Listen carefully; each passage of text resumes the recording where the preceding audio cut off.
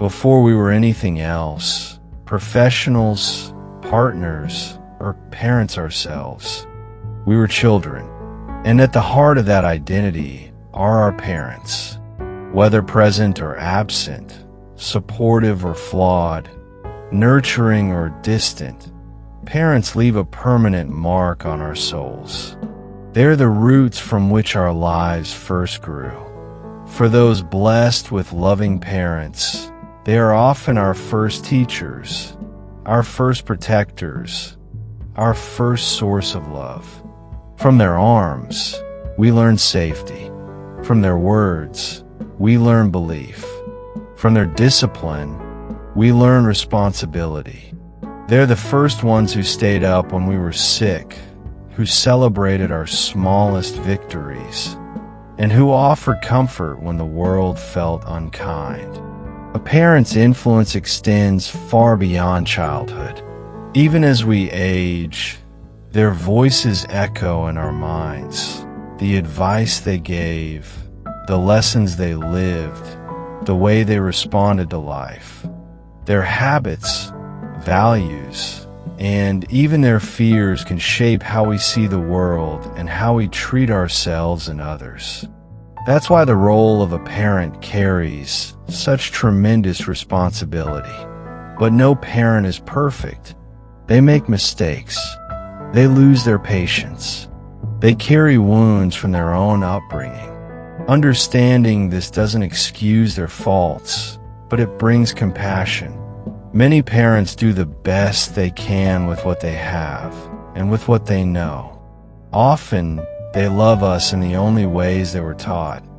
Sometimes imperfectly, but sincerely. As children, we see our parents as heroes. As we grow older, we begin to see them as humans. This shift can be painful, realizing that they had fears, regrets, or limits. But in that realization lies an opportunity to forgive, to heal, and to connect with them not just as authority figures, but as fellow travelers in life. Some of us grow up with only one parent, or with guardians, grandparents, or older siblings filling the role. Others may have faced abandonment, neglect, or abuse. These experiences are real, and they shape us too. But healing is possible, and healing does not always require reconciliation. Sometimes it's simply choosing to stop letting the pain define you, and learning to parent yourself with the love you missed. For those whose parents have passed away, the connection doesn't end. Their legacy continues in our choices, our values, our dreams. We honor them by living fully, by cherishing the good they gave us, and by passing on their wisdom to the next generation. Aging often brings this cycle full circle. The ones who once carried us may one day need us to carry them. In their vulnerability, we are reminded of the fragility of life and the power of love to transcend roles. Caring for aging parents is not just a duty.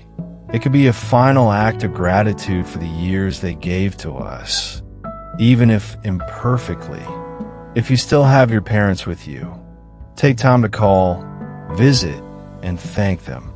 Ask about their stories, their struggles, their dreams. Listen, they may not always say it, but your voice, your presence, your love, it still matters deeply to them. If you're a parent now, remember that your children are watching. How you love, how you lead, how you apologize, how you grow. These things are becoming part of their story. You don't have to be perfect. Just be present. Be honest. Be loving. And if you're healing from wounds left by your parents, know this. You are allowed to grieve what you didn't receive. You are allowed to feel angry, sad, or confused. And you are allowed to rewrite the story. You can break the cycle. You can become the kind of parent you needed to your children or to yourself. Parents are our roots. They ground us. They nourish us, sometimes through what they gave, sometimes through what we had to find on our own. Either way, they are part of us. And from those roots, we grow. We stretch toward the sky. We become something new. And one day, someone may look at us and say, "Because of you, I am strong. Because of you, I know love." That is the legacy of a parent.